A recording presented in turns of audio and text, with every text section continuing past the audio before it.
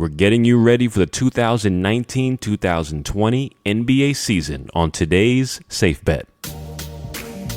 The Safe Bet Podcast with longtime veteran sports reporter James Walker and host Jason Caffarelli. Welcome back to the show, guys. ESPN alumnus James Walker is on the line, and NBA season has arrived, the 2019-2020 season, and we have a great show for you, a season primer, getting you ready, going down every team in the NBA, and we're talking season win predictions on every team. James Walker, are you excited for this new season of the NBA?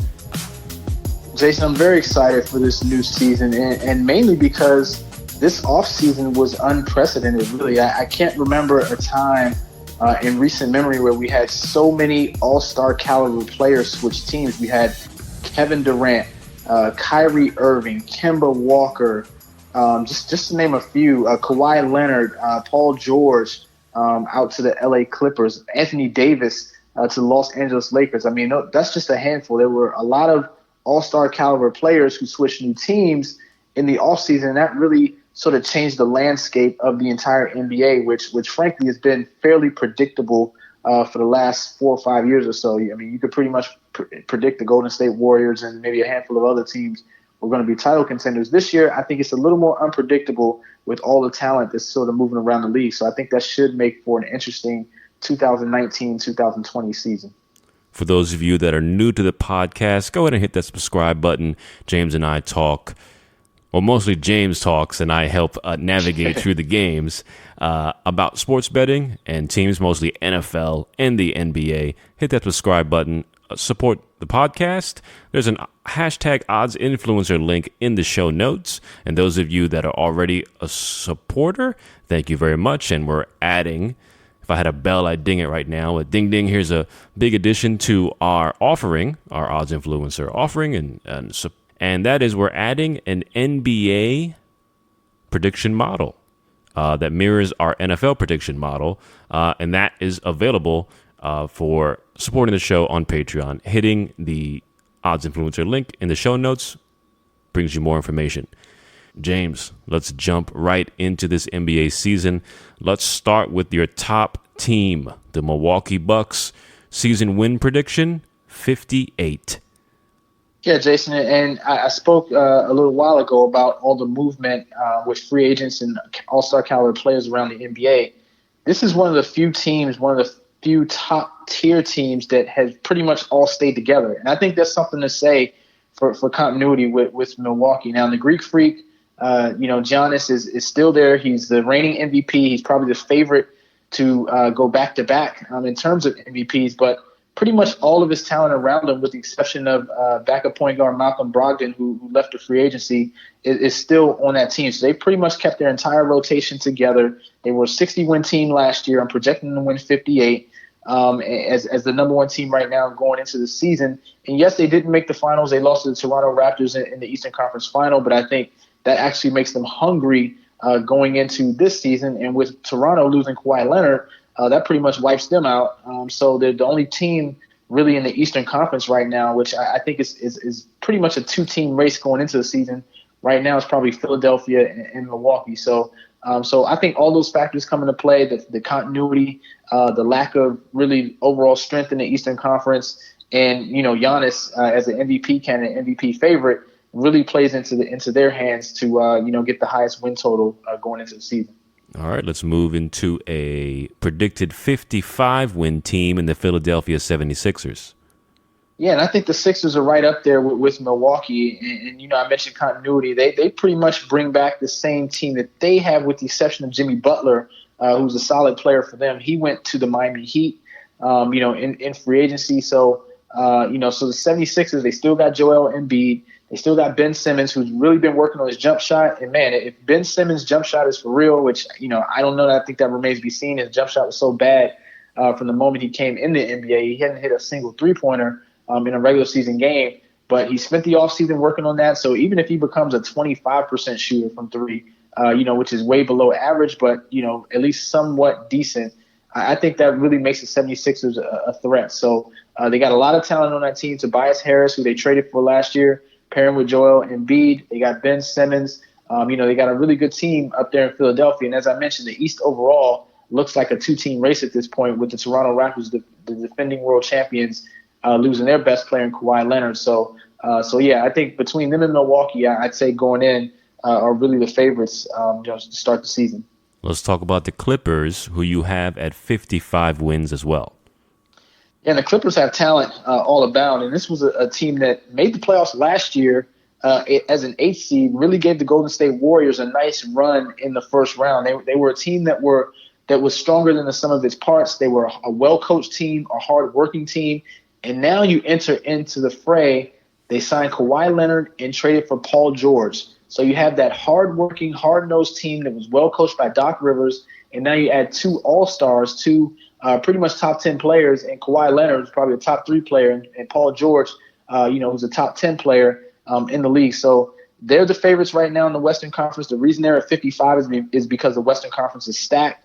You have other teams in the West like the Golden State Warriors, Denver Nuggets, Portland Trailblazers, Houston Rockets, Utah Jazz. So you can't really put them at 60 wins when you got to play those kind of teams, on a nightly and weekly basis. But 55 wins right now for the Clippers is a very respectable number. And some would say that they're the favorite to win the whole thing, even though people might have a higher win total for the Bucks in the East. Let's look at the other LA team. That's the Lakers, who you have at 52.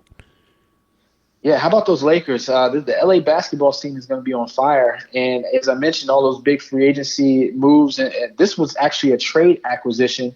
The Lakers added to LeBron James, the team they had, and they got Anthony Davis, arguably the best big man in the league, to pair with LeBron James. So that will make LeBron James' job a lot easier. This was a disappointing team last year. They were 37-45.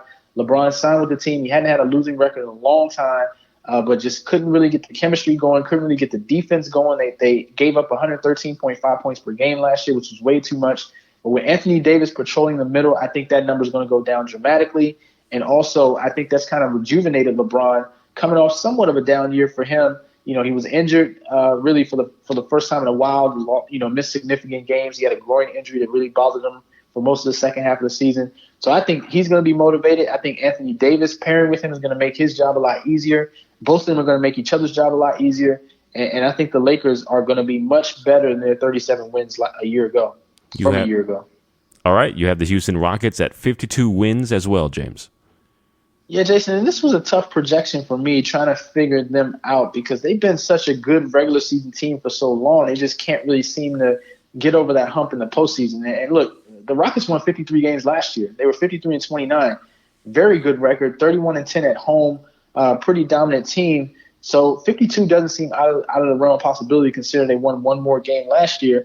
And they had a nice trade by getting Russell Westbrook to reunite with James Harden. This was a team that this was a pairing that played together in Oklahoma City. They actually are friends. They get along. They don't have that weird relationship that Russell Westbrook had with Kevin Durant. Russell Westbrook actually has a lot of respect and gets along with James Harden well. So I think the chemistry there, it's going to be a little bit of work in progress. They're both kind of ball hogs. They both like to dominate the ball. They both like to take the most shots on the team. But I think Russell Westbrook will have an easier time deferring to James Harden versus when they played together with Kevin Durant, where it seemed like they were kind of battling each other sometimes. I think this is a really good team in Houston. It's just a matter of if both guys can stay healthy and if both guys can kind of figure out their chemistry. But look, there aren't many better pairings in the league, than Russell Westbrook and James Harden. Let's move to the Denver Nuggets with a predicted 50 wins. Yeah, and Denver kind of exploded on the scene last year. They were the number 2 seed behind the Golden State Warriors. They won 54 games last year. Just a really solid team. You got the Joker, Nikolai Jokic, and you got Jamal Murray at point guard. You got a lot of solid pieces around them.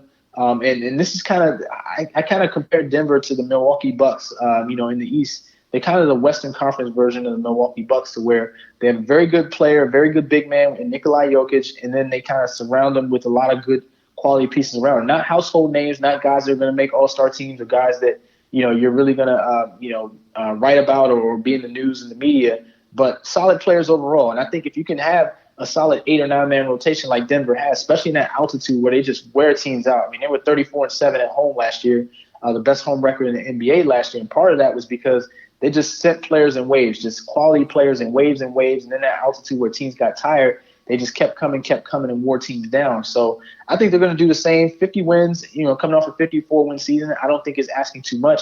The only challenge is, as I mentioned before, with some of these other teams in the Western Conference, there's just so many good teams that it's going to be hard to win. It's going to be hard to win more than 50 games in the West because, you have so many deep teams out there like Golden State, Portland, Houston, Utah, San Antonio, Lakers, the Clippers. I mean, you're going to be facing these teams on a nightly basis, but I think Denver's up for the challenge.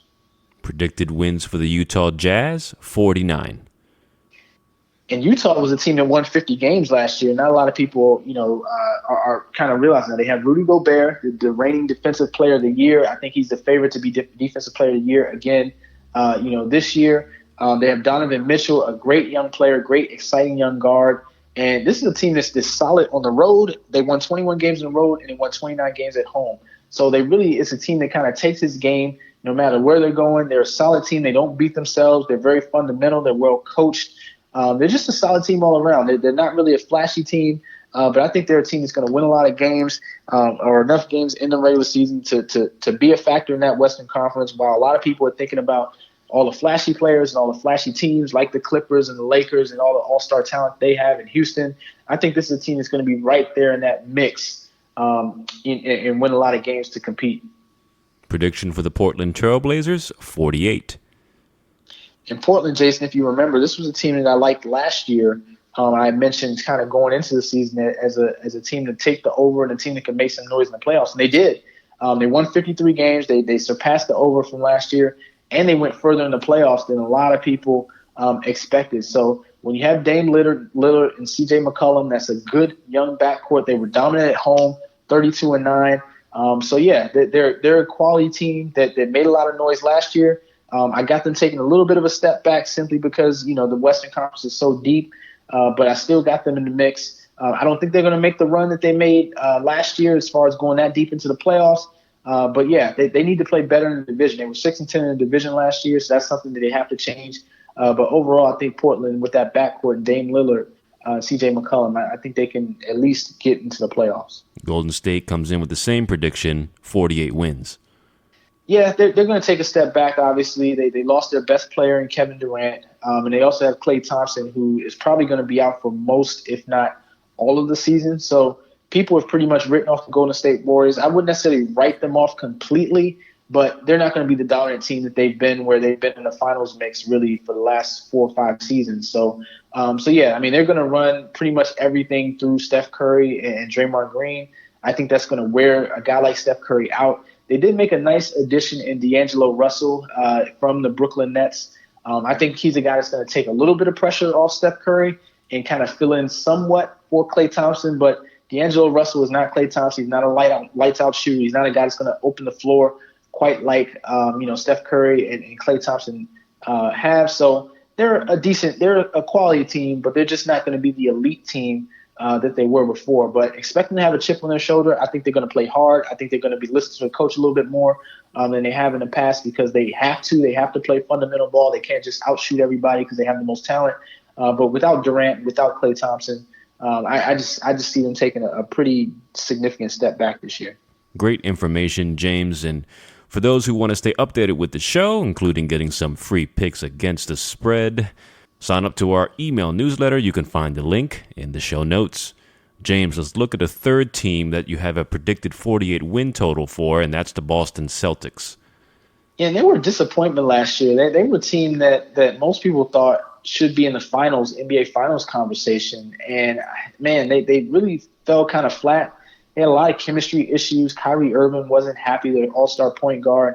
And, they finished with 49 wins. They were only the 4th seed in the Eastern Conference, which was very low for the talent that they had. And now, going into this year, they lost Al Horford in free agency. They lost Kyrie Irving in free agency. And they got Kemba Walker from the Charlotte Hornets to replace Kyrie Irving. But I think just the overall losses and gains, kind of losing talent like Al Horford, a quality big man, and Kyrie Irving, the all-star point guard, and getting Kemba Walker, who's a nice young, guard, nice young player, but I wouldn't necessarily say he's at the level or better, at least than the losses they got, both players of Al Horford and Kyrie Irving. So I think they kind of missed their window of opportunity last year. I just don't think they're as good a team. They won 49 games last year, which was a disappointment. I got them winning 48 games this year, which I think would be, a solid season for them and the talent that they have now. Still a pretty good coach team with Brad Stevens, but I just don't think they have the talent that they had last year, and I think their window of opportunity is shrinking pretty fast. Pacers prediction, 46. Yeah, and the Pacers I thought could make some noise last year, and they did make some noise at the 5th seed in winning 48 games last year. So I got them at 46 right now. There's still no timetable for Victor Oladipo in terms of when he will come back. He's their best player and went out with the injury last season. So they had to pretty much play late in the season without Oladipo. But they still have a decent team that they've put together, a lot of solid pieces, pretty well coached. They were 11-5 in the division last year, which is key. They won 29 games at home, which is key. So they're one of those teams that, if you get them in the right spot, they're just a tough out. And when Victor Oladipo comes back, whether it's, around the midseason, whether it's December, we'll see. But when he comes back, I think that'll take the Pacers, to another level. But I still think they're just a notch or tier below teams like the Milwaukee Bucks and Philadelphia 76ers. Season win prediction for the Nets, 46. Yeah, Brooklyn was a nice surprise last year. They were basically a little bit over a 500 team, 42-40. They made the playoffs as a 6th seed, and they were just one of those teams that just played hard. They just played hard every single night to where they were just a tough out. They finished the year strong. They won 6 out of their last 10 to get into the playoffs, 3 in a row to get into the playoffs, and actually played pretty well in the postseason. But, they were just a young team that was learning to grow. So I think that playoff experience last year helps them. I got them winning 4 more games than they won last year, which should put them, in that 4 or 5 seed category to see if they can kind of get to the second round and kind of challenge there. But the loss of D'Angelo Russell, I think that hurts to some degree. But, hey, they got Kyrie Irving, which is an upgrade, for them. Now, their X factor is, can Kevin Durant come back this year? And when I say this year, I don't expect it to be, before the All-Star break. Can he come back in the final month of the season? Can he come back in the final 2 months of the season? Can he come back in the playoffs? Can he come back at all? The Brooklyn Nets aren't ruling that out. But I think this is a team that's still a year away from contending. But they have Kyrie Irving now and maybe Kevin Durant, a year from now to where they can really be a force. But for now, I think they're just one of those teams that'll be good, and they'll play hard every night. But until they get Kevin Durant, I don't think they're ready to challenge the elite teams in the NBA. Season win prediction for the Raptors, 44. Hey, the defending world champs. They were a great team last year. They were the 2nd seed in the Eastern Conference, but played their best ball in the playoffs and had Kawhi Leonard pretty much will them to their first championship. It was the first championship won by a Canadian team in the NBA. So props to them. But, without Kawhi Leonard, this team isn't really the same. That's going to ask more of Kyle Lowry. That's going to ask more of Siakam.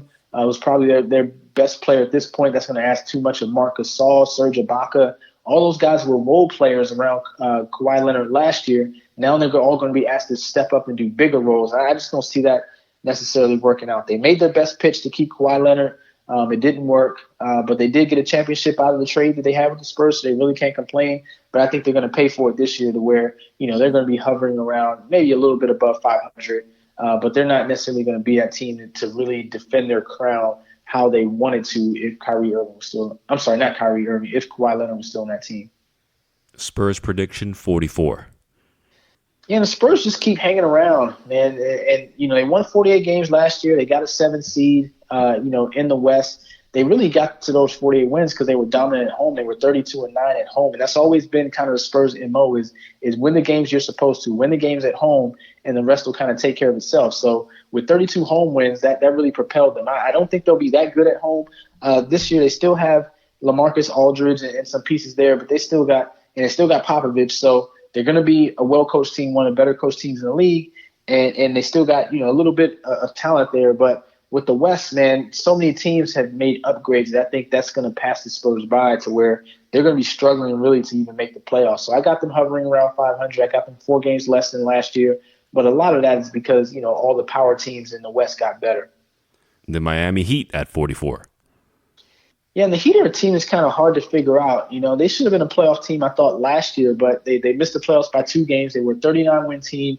They couldn't really win at home. They had one of the few teams that had a losing record at home. So until they're able to establish home court advantage, they need to do that first and foremost. They did make an upgrade at guard when they got Jimmy Butler from the Philadelphia 76ers. I think that's going to add some toughness to them. That's going to add sort of a proven leader, a guy that leads by example, and an all-star caliber player. So I think Jimmy Butler is good for a few wins. As I mentioned, they had 39 last year. I got them at 44 here, so that should get them over the hump and into the playoffs.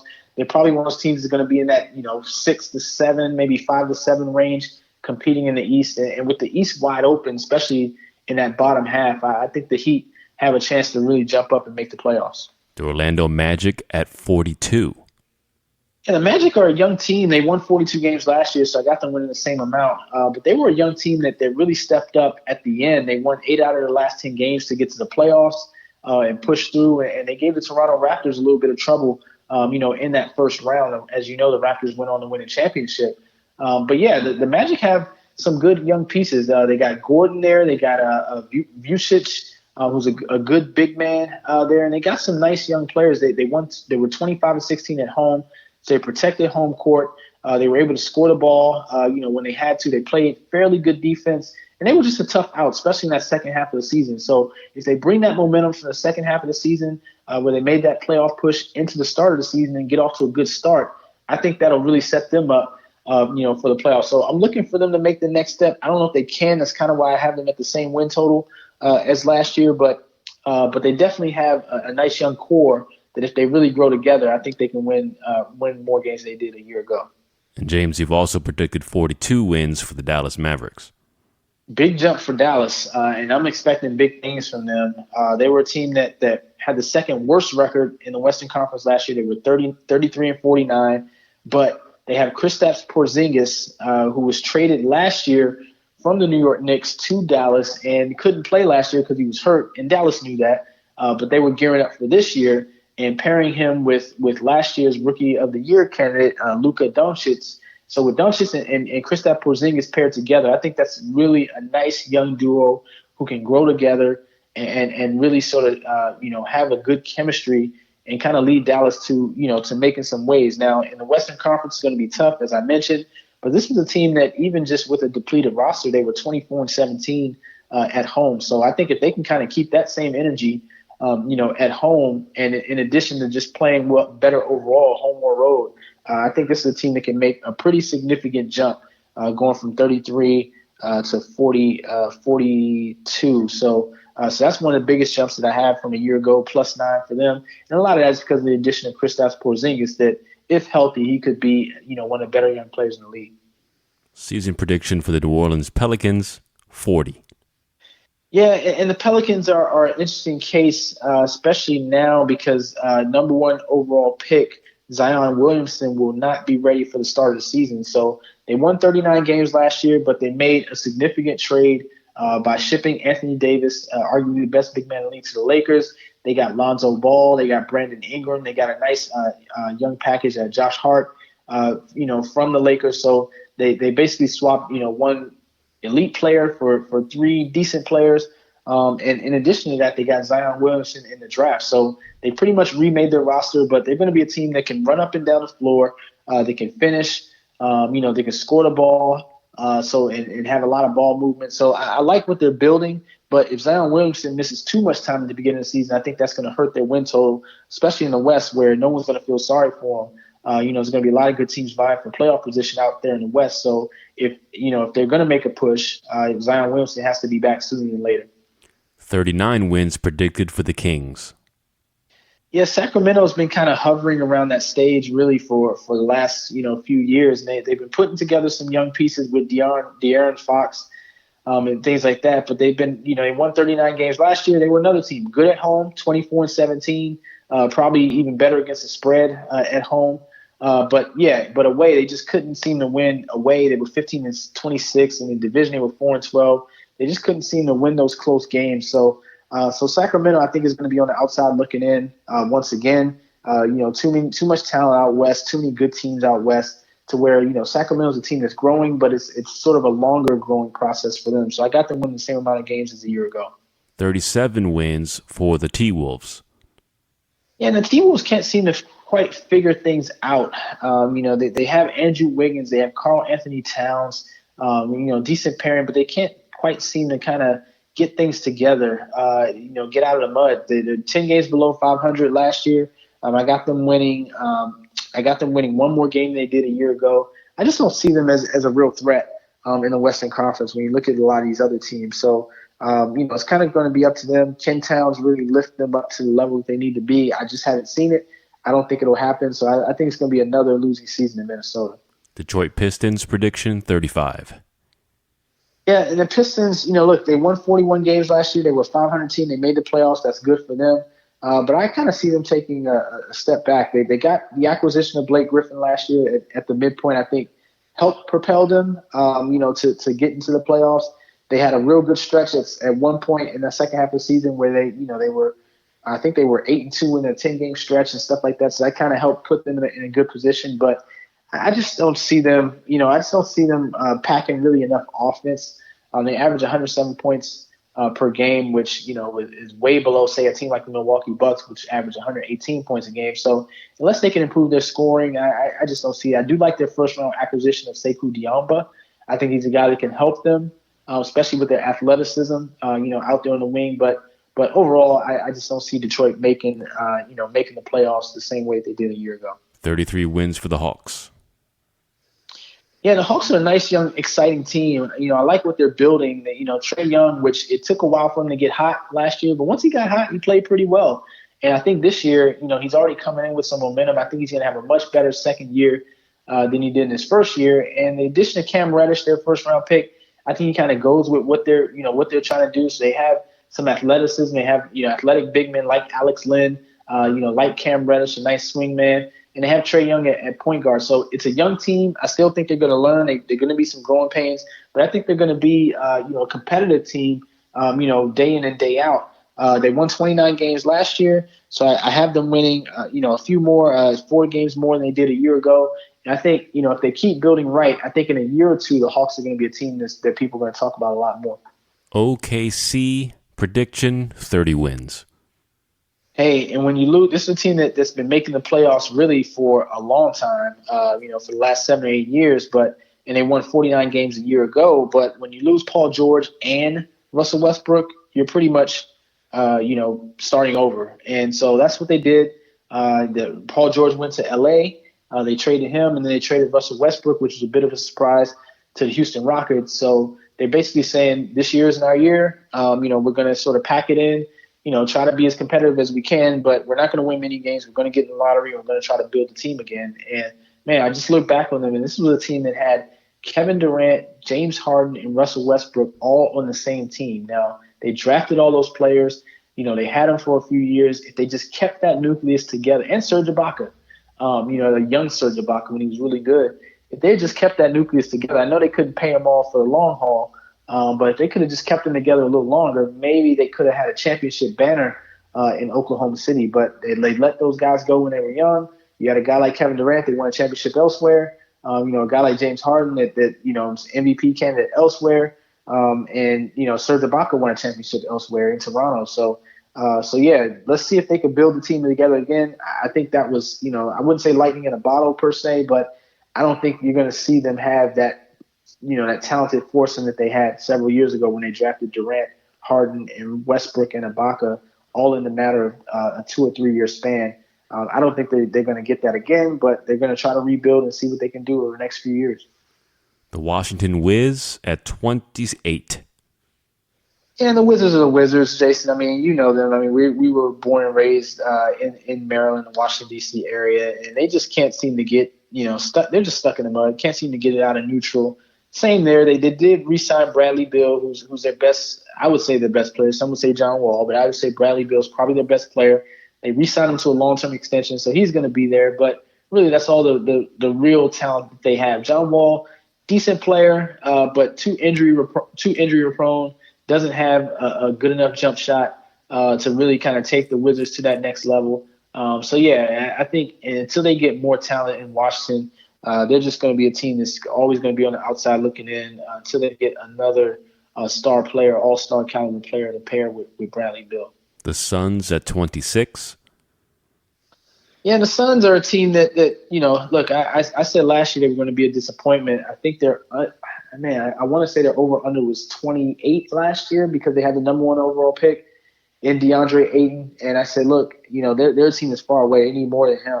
And I watched DeAndre Ayton in the summer league, and good, decent player, but not a franchise-changing player, at least not right away. And sure enough, they won 19 games. They had the worst record in the NBA second worst record to the Knicks in the NBA last year with 19-63. So for them, to get 26 wins, I mean that's a pretty big jump for them. I like Booker. I think Ayton at least has talent. So yeah, I think those guys are going to grow together. But still, in the Western Conference, I mean, they're just going to get pounded, pretty much night in, night out. And the fact that they're giving up 116.8 points per game last year, you can't do that and expect to win. So they got the worst defense in the Western Conference, in a conference where offense reigns supreme. So guys are just making buckets after buckets against them. I just don't see them winning a lot of games this year. Chicago with 25. Yeah, I don't know what they're doing in Chicago. It's been a long time since they've been really good or competitive. Anytime they get a decent player like Jimmy Butler, they seem to trade him or ship him out. So I don't know what they're trying to rebuild or build out there. But 22-60 last year, I got them at winning 25. They had a pretty good draft pick in Kobe White from the University of North Carolina. I like that draft pick, but I don't think he's going to make that much of a difference to where the Bulls are all of a sudden a playoff team. But I do think they're going to play harder. I think they're going to they have a little more structure with Kobe White. They're going to shoot a little better and maybe win a few more games. But they're still, one of those teams that's around the bottom of the Eastern Conference. The Charlotte Hornets also with 25. Yeah, Charlotte was a team that almost made the playoffs. They missed the playoffs by 2 games last year. Kemba Walker was playing at an unbelievable level. And then they lost Kemba Walker. They lost him to the Boston Celtics. So they were unable to really replace a talent like that. A guy that's averaging about 26 points per game is a guy that's hard to replace. They're not going to replace those points with him. So I see them taking a pretty significant step back after winning 39 games a year ago. I got them near the bottom at 25. So I got them as being one of the big underachievers, going minus 14. Knickerbocker season win prediction 23. Whew, the Knicks, man. Goodness, speaking of teams that stink, I mean, they won 17 games last year, but they did have a good draft pick in R.J. Barrett. I think this is a guy, especially at point guard, where, that he's the kind of guy that can start the turnaround. I'm not going to say he's going to create the turnaround just by one player, but he's a guy you can build around and really start the turnaround. So with a solid point guard, especially a big point guard who's durable, and R.J. Barrett, I think that's a guy that's going to bring some structure to the Knicks. I think he's going to bring sort of a winning mentality, even though they're going to lose a lot of games still. But really, that's the only, I would say, optimism that I have for the Knicks. I don't think that, I got them at 23 wins. So that's 6 more wins than last year. I think the R.J. Barrett factor factors in a lot with that. But they don't have a home court advantage. They were 9-32 at home. They were awful on the road with just 8 wins. They don't play much defense. Just an awful team overall. But I do think Barrett makes somewhat of a difference. The Memphis Grizz with 23. Yeah, Memphis was a team that was kind of a perennial playoff team, dating back to a couple years ago, and then started tearing it down. They got rid of Marc Gasol, they got rid of Conley, they got rid of a lot of the talent that they did have to where they're starting over now. They did get John Morant, the number 2 overall pick, nice guard out of Murray State. I think he's going to be a good player. He could win Rookie of the Year depending on how long Zion Williamson is injured for. So he's going to be able to score the ball, but I think there's going to be a lot of defense geared towards stopping John Morant. So if that's the case, then he's not going to be a guy that's going to have to. If he's going to have to be a guy that's going to have to play through doubles and triple teams, I think Memphis is in for a long season. And the moment you Cleveland Cavalier fans have been waiting for, the Cavs season win prediction 23. Hey, 4 games better than a year ago, but still bottom of the barrel. It's the LeBron James factor, man. Look, when he was there the first time, took the team to a finals, eventually left, and they just weren't the same. They were just an awful franchise while LeBron was doing this thing in Miami. Comes back to Cleveland, lifts the franchise, takes them to a finals, wins a championship, and he leaves again, and they're back to being a 19-63 team. They just can't seem to do much or build a team without LeBron James. And I just really look at their roster, and I don't really see anything impressive. I don't see, what they're building, how they're building, whether they're an offensive team or a defensive team. I don't see either really being put in place. I don't really know if they have a plan. So I just don't have high expectations for them. I do have them winning 4 more games than last year, but I still think they're just an awful team that's not really in the playoff conversation. We appreciate your liking, commenting, and subscribing. And go ahead and check out the show notes for everything we referenced in today's show.